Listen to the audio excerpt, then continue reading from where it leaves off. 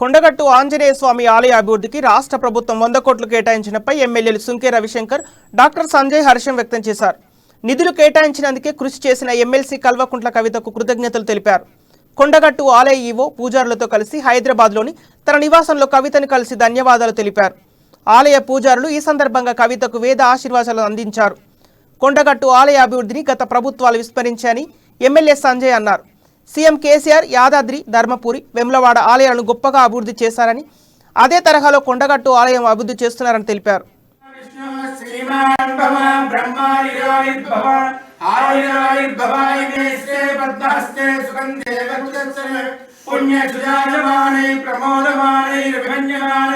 पुत्रै पौत्रै श्रीवर्धतां दीर्घामायु शतमानं भवति शतायुष्पुरुषश्रेष्ठे आयुष्येन्द्रिये आंजनेय स्वामी संपूर्ण करुणा कटाक्ष सिद्धिरस्तु सर्वादित्यावतयो भवान् विष्णु श्रीमान् भव ब्रह्मायुरायुर्भव आयुरायुर्भवाय मे श्रे पद्मास्ते